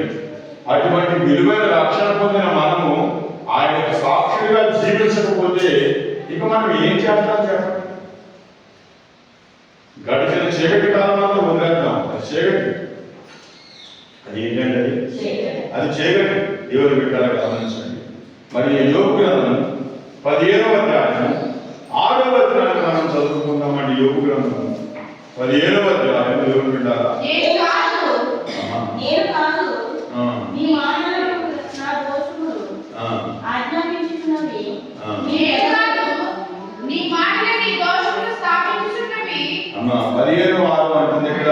నేను కాదు నీ మాటలే నీ దోషములు స్థాపించుచున్నవి, నీ పెదవులే నిత్యంగా సాక్ష్యము పలుకుచూ ఉన్నది. నేను కాదయ్యా, నీ మాటలే నీ దోషాన్ని తెలియజేస్తున్నాయి. యేసుప్రభు అన్నారు కదా, హృదయం నిండిన దాన్ని బట్టి మనుషులు మాట్లాడతారు. హృదయం ఎలా నింపబడింది? ఈ హృదయం నింపబడిన దాన్ని బట్టి మనుషుడు మాట్లాడతాడు. దేవుని బిడ్డలు గమనించాలి. ఒక్కొక్కసారి మనము మాట్లాడే మాట తొందరపడి మాట్లాడుతూ ఉంటాం. వాళ్ళు మా బలిపేట నుండి ప్రార్థన చేయమని చెప్పినట్టు 2 మంగళవారం ప్రార్థన, 2 శుక్రవారం ప్రార్థన. ఆదివారం ప్రార్థన మామూలుగా కూర్చునే ప్రార్థన చేస్తాం. ఎందుకంటే అక్కడ ఉండే వచ్చిన వాళ్ళకి ప్రార్థన చేయమని చెప్పాడు ఆయన. వచ్చిన వాళ్ళకి ప్రార్థన చేయండి, వాళ్ళు వచ్చి ఇక్కడ మోకరిస్తారు, మోకరించి ప్రార్థన చేసుకుని వెళ్తారని చెప్పింది ఆయన. మంగళవారం మాత్రం బలిపీఠం మీద ప్రార్థన చేయమన్నాడు. శుక్రవారం కూడా అదే పరిస్థితి. ఎందుకంటే ఆయన హస్తం వచ్చిన అర్థమైంది, కానీ హస్తం చూపుతాడు అంటాడు. మరి ఏం చదువుతాడు? హస్తం చదువుతాడు. మరి వీళ్ళు కొంతమంది ఏంటంటే మధ్యలోనే వెళ్ళిపోతారు. కొంతమంది మధ్యలోనే వెళ్ళిపోతారు. ఇప్పుడు చివరిలో వస్తూ ఉంటారు, చివరిలో వస్తూ ఉంటారు. సరే, మంగళవారం ప్రార్థన జరుగుతుంది. వచ్చిన అందరికీ ప్రార్థన చేసిన పైన నుంచుని నేను దిగిపోదాం అనుకునేసరికి పక్క నుంచి నాకు మాట అనిపిస్తుంది, నిలబడు, సమయం ఉంది, ఇంకా వచ్చేవారు ఉన్నారు మనం. అలాగే బొమ్మను చూస్తున్నాను నేను. ఇలాగే మాట్లాడబడుతుంది, ఎవరు వస్తారు అబ్బాయి, ఎవరు వస్తారు అంటారు. సరే, ఈ రోజు ప్రభావం ఏం చేసింది? వచ్చిన వాళ్ళకి ప్రార్థన చేశాడు. అనవసరంగా ఖాళీగా నుంచి చూడడానికి పైన కొన్ని కెసగలిగి మాటలు ప్రార్థన చేస్తే బాగుంటుంది. ఆ ఉద్దేశం కూడా తప్పు కాదు. ఆ ఉద్దేశం కూడా తప్పు కాదు. ఏదో మోకరించి ప్రార్థన చేస్తే వచ్చిన అందరి కార్యాలు ఇంకా అనేకలు వస్తారు కదా అని కూడా ఉద్దేశించు. ఆవిడ అక్కడపడి, అయ్యా వచ్చిన అందరికి ప్రార్థన చేశారు కదా, మీరు కెదరికి వచ్చి ప్రార్థన చేయొచ్చు కదా అనేటప్పటికీ ఇలాగ మాటల్ని అంటూనే ఆవిడలో ఉన్నటువంటి బలహీన ఒకేసారి కనిపించవలసిన బలహీన దేవుడికి స్తోత్రం. ఎందుకంటే ప్రభు కోపాగ్నిలో ఆయన ఆమె గట్టు చూస్తున్నారంటండి. ప్రభు కోపాగ్ని ఏం చేశారు? గట్టు చూస్తారు. ఎందుకంటే నిలబడమన్నది నేను. దేవుడు బిడ్డలారా, తర్వాత వాళ్ళ బలహీనతో తప్పు ఒప్పుకునే వరకు దేవుడు ఆమెని ఇది చేయలేదు. అమ్మ ఇలాంటివి ఎన్నో చెప్పుకుంటూ పోతే అందుకనే ఈ స్థానంలో నిలబడ్డప్పుడు మనం ఎలా తోస్తే అలా మాట్లాడకూడదండి. ఏ స్థానంలో నిలబడ్డా మనం మాట్లాడే ప్రతి మాట యోచన చేసి మాట్లాడాలి. ఇది గమికి మనం అనవసరమా, అనకూడదా, అంటే ఏం జరుగుతుంది, ఏమవుతుంది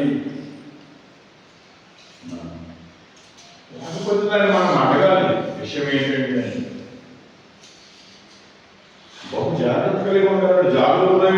మనం మాట్లాడే ప్రతి మాట విషయంలో ఇసుతో ఉండాలి. మనిషి యొక్క హృదయం నిండిన దాన్ని బట్టి నువ్వు మాట్లాడుతుంది అన్నాడు. చెడ్డ హృదయం నేను కలిగి ఉన్నప్పుడు చెడ్డ మాటలు మీ గురించి మాట్లాడుతూ ఉంటాను. మంచి హృదయం నేను కలిగి ఉన్నప్పుడు మీ గురించి మంచి మాటలు మాట్లాడుతూ ఉంటాను. దేవుడు బిడ్డలారా, వాక్యాన్ని వింటున్న ప్రియ సోదరుడా సోదరుడు, ఇక్కడ ఏం చెప్తుందంటే అంటున్నాడు, నీ పెదవులే నీ మీద సాక్ష్యం పలుకుతున్నవి. కనుక మంచి పేరు పొందాలంటే ఏం కలిగి ఉండాలా? ఇద్దరు ముగ్గురు మాట్లాడుతున్నారంటే నీకు ఎవరు మాట్లాడలేదు.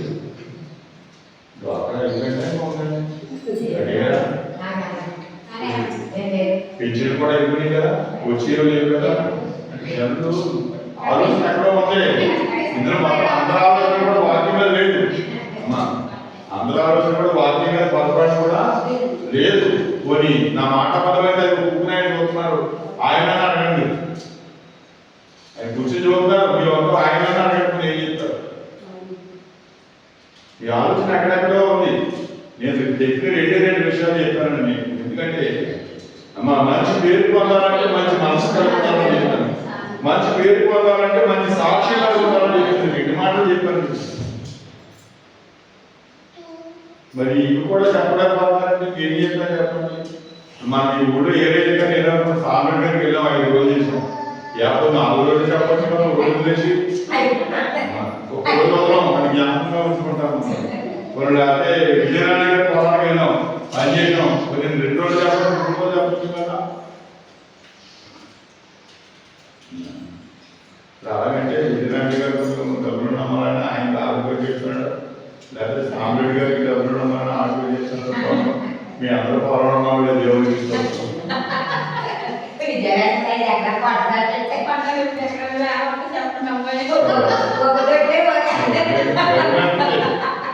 అమ్మా ఎటు నుంచి ఎటు అవుతుందని భయం. ఆస్తి, అంతస్తు, ఐశ్వర్యం ఇవి దేవుడికి సంబంధించినవి కావు. అయితే ఒకటి అలాగే చెప్పి ఆశ్రయాన్ని దేశించడం లేదు, ఐశ్వర్యాన్ని దేశించడం లేదు. ఎవరు పెట్టాలి గమనించాలి. ఇదే మాటని చూడండి, మనకి లోకాసువార్తలో కనిపిస్తుంది కదా, 2 పాటలు వేస్తున్నాము. అంటే చాలా మంది ఏం చెప్తారంటే దేవుడికి దానానికి తప్పండి. మా ధనములకు సిరికి మీరు దాసులు కాకండి అంటాడు ఆయన. సిరి ఉండడం తప్పలేదు, ఉండొచ్చు, కానీ దానికి దాసత్వం అవ్వద్దు అంటున్నాడు. ధనం వద్దు అని చెప్పలేదు ఆయన. ధనం ఉన్న తప్పలేదు, ఉండొచ్చు, కానీ అమ్మ దాని మీద మనసు పెట్టకండి. ఏదైనా కొనుక్కోవాలంటే మన ధనం కావాలి మనకి, అంతే తప్ప మన దగ్గర చనిపోపించాడు, దగ్గర కనిపించే రోజుల మరొక రోజు తీయాలి. డబ్బులు లేకుండా ఏం కొనుక్కోలేము, డబ్బులు ఉండాలి. దేవుడు పెట్టాలి గమనిస్తాడు. అయితే ఆ వృద్ధురాలు ఏం చెప్తాడు, వేసిన వారందరూ తాము కలిగిన దాంట్లోంచి వేసేస్తారు. వేసుకున్న అందరూ తాము కలిగిన దాంట్లోంచి వేశారు. ఈమె లేమిలోంచి వేసేది. అందులో కూడా చాలా చెప్పాడు. లేమంటే 2 రూపాయలు ఉంది ఆమె దగ్గర లేదు. అది వేసేస్తే మళ్ళీ వాడు బ్రతుకుదరు లేదు, పడుకు చేసేసింది ఆవిడ. అదేంటంటే వాడు కలిగి ఉన్నవాడు, వాడు బ్రతుకుదరు ఉంది. అమ్మ అందులోంచి పట్టుకొచ్చి వేశారు. అదే వాటికి ఆనందమైనటువంటి చాలా చేయబడారు. ఇది అర్థం చేసుకోకుండా ఈ మాటలు చాలా మంది ఏమంటారంటే యేసుబాబు ధనం ఇష్టం కాదా అంటారు. అమ్మ ధనం ఉంటే ఇష్టం కాదని ఆయన అంటే ధనం ఉంటారు, ఒకటో తప్పేం లేదు. కానీ దానికి దాసులు కాకండి అన్నాడు. దానికి ఏం కాకండి, దాసులు కాకండి. 2 ధనం ఉన్నది కదా అని చెప్పి కాకంతో ఉండకండి. ఉన్నది కదా అని చెప్పి గర్వంతో మాత్రము ఉండకండి. ఎందుకంటే ప్రసన్నమైన స్వభావం కలిగి ఉండండి. అమ్మ ప్రభుకి ఉపయోగపడతాను, గొప్ప ఆశీర్వాదం అన్నాడు దేవుడు చెప్తారా. ఈ 2 విషయాలు నేను మీకు చెప్పాను. మరి 3వ విషయం, మంచి పేరు పొందాలంటే మంచి ప్రవర్తన కలిగి ఉండాలంటే. మంచి పేరు పొందాలంటే మంచి ప్రవర్తన. మొదటి పేతురు రాసిన పత్రిక 2వ అధ్యాయం 12వ వచనం మనం చదువుకున్నామంటే, మొదటి పేతురు రాసిన పత్రిక 2వ అధ్యాయం 12వ వచనం మనం చదువుకున్నాం. వెళ్ళారా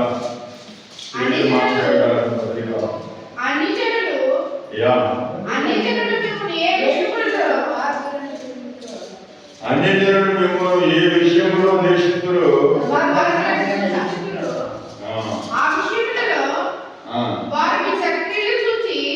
అమ్మా విన్నారా? అన్యజనులు మిమ్మల్ని ఏ విషయంలో దుర్మార్గంగా వీక్షిస్తురు, ఆ విషయంలో వారు మీ సత్క్రియలను చూసి వారిని బట్టి రక్షించడం దేవుని వారి మధ్య మంచి ప్రవర్తన వారి ప్రతిమలాడు పొందుతున్నారు.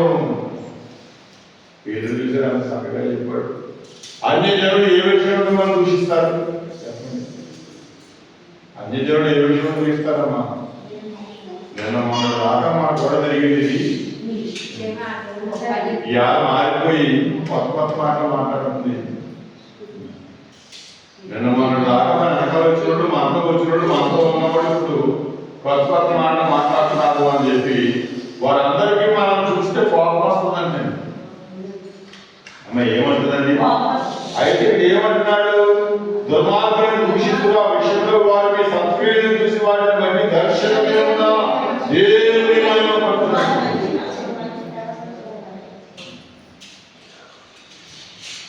దర్శన దినమున దేవుడిని మహిమపరచునట్లు చూశారు దేవుని బిడ్డలారా, వారి మధ్యలో మంచి ప్రవర్తన గలవారై ఉండవాలని బ్రతుకుతున్నాను. వారు మిమ్మల్ని దూషించారు, ద్వేషించారు, మీ యొక్క విధానాన్ని వారు తప్పుపట్టారు, మీ యొక్క కన్నీటి ప్రార్థనను తప్పుపట్టారు,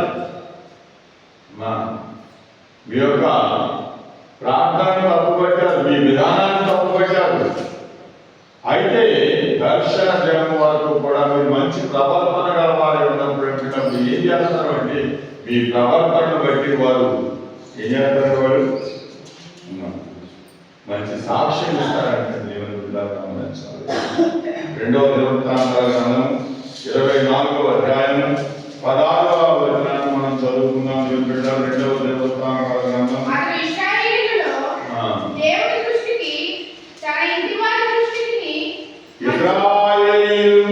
దేవుని దృష్టికి తన ఇంటి వారి దృష్టికి మంచివాడై ప్రవర్తించుట కనుక జనులు దావీదు పట్టణమందు రాజుల దగ్గర అతని పాతిపెట్టిరి.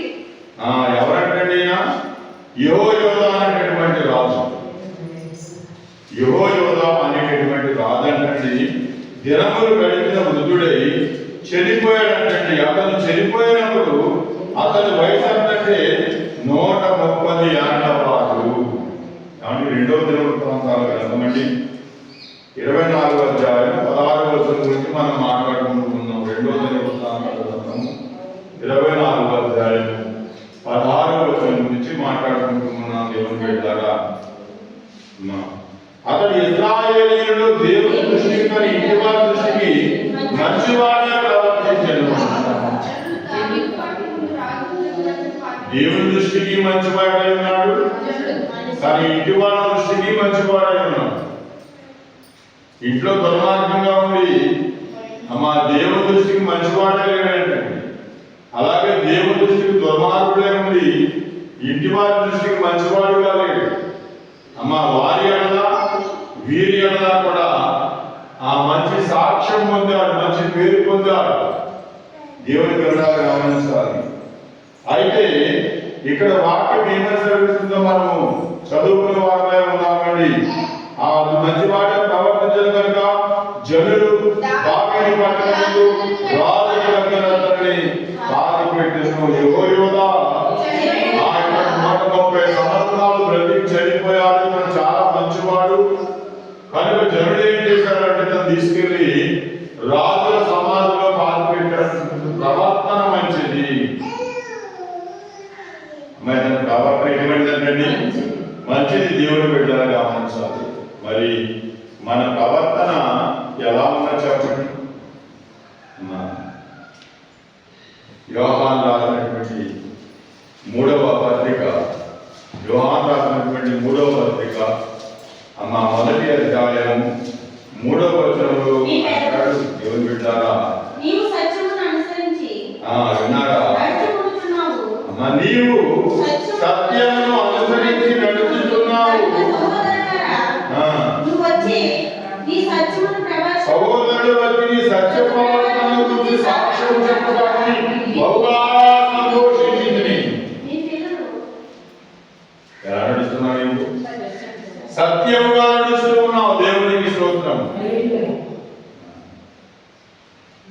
ఎవరైనా మీ చుట్టాలు, మీ బంధువులు, లేక విశ్వాసులు, తెలుసుకున్న వారు మీరు నడుస్తున్న నటకం చూసి వారు వెళ్ళి తిరిగి వెళ్ళాయి, బాబు మనం ఏంటో అనుకున్నాం, కానీ ఎంత యథార్థంగా నడుస్తుందో దేవుని ఎడలామి, ఎంత కరెక్ట్గా నడుస్తుందో దేవుని ఎడలామి అనేటటువంటి సాక్ష్యం చెబుతూ ఉన్నప్పుడు అంటే ఇతను ఎంతగానో సంతోషించాడంటే అంటున్నాడు కదా. దేవుని బిడ్డలారా, సహోదరులు వచ్చి నీ సత్య ప్రవర్తన గురించి సాక్ష్యం చెప్పగానే బహుగా సంతోషించింది అంటాడు. నా పిల్లలు సత్యంలో అనుసరించి నడుచుకుంటున్నారు, ఎందుకంటే నాకు ఎంతో సంతోషమే. దేవుడి సంతోషం ఏంటంటే మనము సత్యాన్ని అనుసరించి నడుస్తున్నాము అనే మాట ఆయనకు గొప్ప సంతోషాన్ని కలిగించి వేరే లోపల గురించి చెబుతారంటే, అదిగో నా పిల్లలు ఎలా నడుస్తున్నారో చూసావా, ఎంత యథార్థంగా నడుస్తున్నారో చూసావా, ఎట్టి పరిస్థితుల్లోనూ కూడా మార్గం తప్పకుండా అది ఇరుకు మార్గమైనా సరే పరుగు మార్గమైనా సరే అది ఎటువంటి యుద్ధ మార్గమైనా సరే ఎటువంటి శోధన మార్గమైనా సరే నా పిల్లలు ఎలా నడుస్తున్నారో చూడు అని చెప్పి ఇలాగా దేవుడు బహుగా సంతోషిస్తాడంటండి. ఆయన మనం సంతోష పెట్టాలి అంటే ఒకటే మార్గం. దేవుడు పెట్టాలి. నీవు నడిచే మార్గంలో అనేక కష్టాలు ఉండవచ్చు, ఇబ్బందులు ఉండవచ్చు, ఇరుకులు ఉండవచ్చు, బాధలు ఉండవచ్చు, వ్యాధులు ఉండవచ్చు, శోధన ఉండవచ్చు, ఏదైనా ఉండవచ్చు. కుడికి కానీ ఎడము కానీ తొలగకుండా నీవు ప్రభుత్వం చూస్తూ నడుస్తున్నప్పుడు నీ సత్య ప్రవర్తన గురించి అమ్మ ఇన్ని కష్టాల మధ్య కూడా ఏమి నిలబడుతుందంటే దేవుని పెట్టాలి గమనించాలి. అన్ని కష్టాలు వచ్చినా సరే వెనక ఇంకా దేవుని నిలబడుతుంది అంటే పాస్టర్ గారు ఉన్నారు. ఆయన సెలవులకి పిల్లలు తీసుకుని పిక్నిక్ వెళ్ళారు. ఈ సముద్రం ఒడిలో పిల్లలు ఆడుతూ ఉన్నారు. పాస్టర్ గారు చాలా కూర్చున్నారు. ఎప్పుడు దిగిపోయారు ఈ పిల్లలు? సముద్రంలో దిగిపోయారు. చూసుకుంటే పిల్లలు కనిపిస్తుంది. ఎత్తికారు. గబగబా పోలీసులకు ఫోన్ చేశారు. వాడు కూడా వచ్చారు. వాడు కూడా ఎత్తికారు. కాసేపటికి ఇద్దరు పిల్లలు కూడా సవాలు చేశారు. పేరు మాత్యం మరియు సవాలు తీరారని సముద్రం కొడుతున్నాను. చనిపోయారు. ఆశగాడు ఇంతకాలం దేవుడి సేవ చేశాను. పరిస్థితి ఎలాగైపోయింది? ఒకేసారి ఇద్దరు బిడ్డలు పోయేసరికి సస్తాక నేను ఇంత నమ్మకంగా సేవ చేశాను, నా విషయంలో ఎలా జరగకపోయిందని చెప్పి అప్పుని కూర్చోపెట్టారు. దేవుడికి సంఘానికి వెళ్ళడం లేదు, వాక్యం చెప్పడం లేదు. దాదాపు 9 నెలలు సుమారు అయిపోయిందండి. ప్రభు తిరిగి మళ్ళా అతన్ని దర్శించగా, అతనితో మాట్లాడగా, అతన్ని పట్టుకున్న ఆ చెడ్డ ఆలోచన వెళ్ళిపోయి తిరిగి సన్నిధికి వచ్చి ఆ రోజు ప్రభురాత్రి భోజనం ఇచ్చాడు. జనానికి దేవునికి స్తోత్రం. అపవాది మనలో ఏం పుట్టిస్తాది అంటే, ఇంతకాలం అయితే నువ్వు సేవ చేస్తున్నావు కదా, మరి నీ విషయంలో దేవుడు ఎందుకు ఆపలేదు? నీ పిల్లలను ఎందుకు ఆపలేదు? అమ్మ నీ పిల్లలను ఎందుకు బ్రతికించలేదు? ఇలాగ అనేకమైన ప్రశ్నల వర్షం నీ మధ్యలో కురిపిస్తూ ఉంటుంది. నువ్వు చేసిన దాన ధర్మాలు ఏమైపోయింది? నువ్వు చేసిన ఉపవాసాలు ఏమైపోయింది? నువ్వు చేసిన ప్రార్థన ఏమైపోయింది? నీ దేవుడు ఎందుకు మాట్లాడటం లేదు? దేవునికి స్తోత్రం. ఇలాగ అనేక ఆలోచనలు మనం ముందుకు తీసుకొచ్చి మనల్ని నిర్వీర్యులుగా చేసుకుంది తన శాతాల యొక్క ప్రణాళిక. అంటే ఎందుకంటే ఆ ప్రభు దగ్గర నుంచి మనల్ని లాక్కెళ్ళిపోవాలి. దానికి టైం లేదని అనేక మందిని పోగు చేసుకుంటుంది. మనకి శాస్త్రం చెప్తారు కదా, రాష్ట్రపతి గోల్డెమౌంట్ వెళ్ళదని. అలాగే అది కూడా మనల్ని గోడుగా తీసుకుని ఎక్కడికి వెళ్ళిపోతుందంటే ఆ అగ్నిగుణంలో పడిపోతుంది. అది పడిపోతుంది, మనం వడాసం తీసుకెళ్ళి దేవుడు పెట్టాలి. అది పడిపోతుంది, మనం వడాస్తుంది. దాని యొక్క పని అదే. వెంటనే ఆ అగ్నిగుండం నుండి మనం తప్పించబడాలి. దాని మాటలకు మనం ఏమాత్రము లొంగవద్దు. ఒకవేళ దేవుడి చిత్తమేమో. దావీదు తిరుపట్ల కెరేజీలు నడుస్తూ ఉన్నారు. ఏమంటాడు దావీదు? దుర్మార్గుడు నువ్వు దుష్టుడు చీకో దావీదు అని చెప్పి దావీదు మీద రాళ్ళవుతూ ఉన్నాడు. సౌలు కుటుంబానికి నువ్వు చేసావు, నువ్వు చేసిందే నీ ఎక్కడికి వచ్చింది, నీ కొడుకు నేను చదువుతూ ఉన్నాడు, ఈ రోజు నువ్వు రాజ్యంలో పెట్టుకున్నావు, ఏది లేకుండా నడుస్తున్నావు అని చెప్పి భయంకరంగా తింటూ ఉంటే పక్కనటువంటి వెళ్తానంటే రాజా ఎవరున్నప్పుడు ఏంటో అలా పెడుతున్నాడు. నువ్వు కనుక అన్నావంటే తల చూసి నీకు ఆలోచన అడుగుతాను. ఒక్క నిమిషం మళ్ళీ ఆ కనీసం ఒక మాట మాట్లాడతాం అవుతాడు. దేవుడికి నాకు గొడవ పెట్టాలనుకున్నాను. ఒకవేళ దేవుడు అతనితో చెప్పాడేమో దావీదుని దూషించమని. ఎటువంటి మాట చూడండి. అంతటి రాజు కూడా దావీదు యుద్ధంలో ఉన్నాడని తెలిస్తే అమ్మ శత్రు సైన్యానికి గుండెల్లో రైళ్లు పరిగెట్టించి దావీదు నోటి ఒకవేళ దేవుడు తిట్టమన్నాడేమో నన్ను ఇలాగా తిట్టడం ద్వారా దేవుడి యొక్క దృష్టి నా మీద పడుతుందేమో తిట్టే మనం అనుకుంటున్నాం మన పక్కోడు తిట్టినప్పుడు ఎదుర్కొన్నవాడు తిట్టినప్పుడు మనం ప్రార్థన వ్యక్తులు తిట్టినప్పుడు ఒకవేళ తిట్టడం వల్ల ఆ దేవుడి దృష్టి మన వైపు పడుతుందేమో దేవుడు మనల్ని దృష్టి తిట్టాడేమో అనేటటువంటి మాట మనం అనుకోగలుగుతాం దేవుడు పెట్టాడు ప్రార్థన చేస్తున్నాడు ఎందుకు తిట్టాలి అంటాం తిట్టాలంటే పాపం సైతం ఆ నోరు ఉపయోగించుకుంటాడు కొంతమంది తింటారు తిట్టింటారు అవి సరదా కొంతమంది తింటారు తిట్టింటారు ఎవరు పెట్టారు గమనించాలి వాక్యాన్ని వినిచిన సోదరుడు అయితే ఇక్కడ వాక్యాన్ని మనం గమనించినట్లయితే ఏం చెప్పుకున్నామని ఈ సత్య ప్రవర్తన చూసి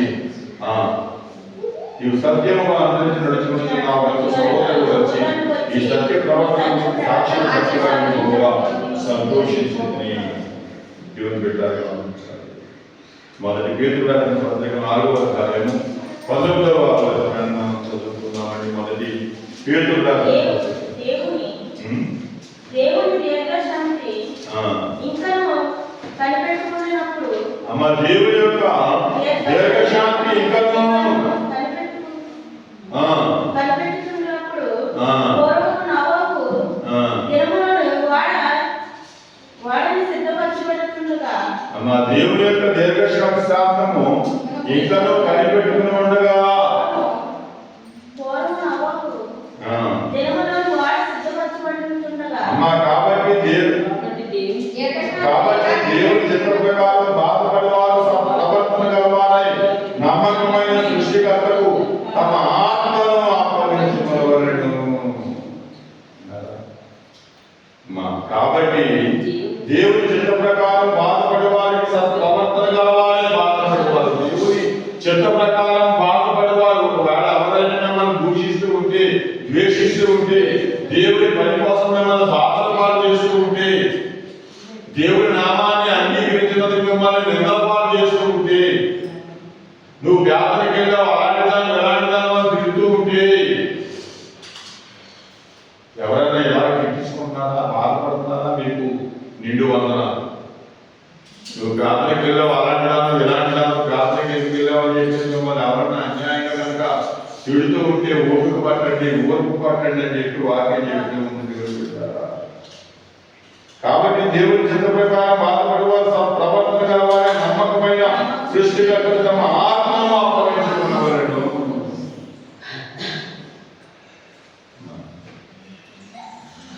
దేవుని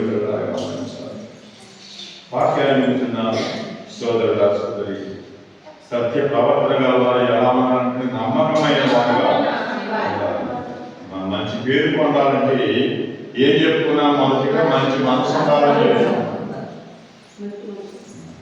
రెండవదిగా మంచి పేరు పొందాలంటే ఏం చెప్పుకున్నా మంచి సాక్ష్యం కలిగి ఉండాలని చెప్పుకున్నాం. మూడవదిగా మంచి పేరు పొందాలంటే ఏం చెప్పుకున్నా మంచి ప్రవర్తన కలిగి ఉండాలని చెప్పుకున్నాం. మరి మంచి పేరు పొందాలని ఆశ మనకుంటే ఈ మూడింట్లో మనం చేయవారమై ఉంటాం.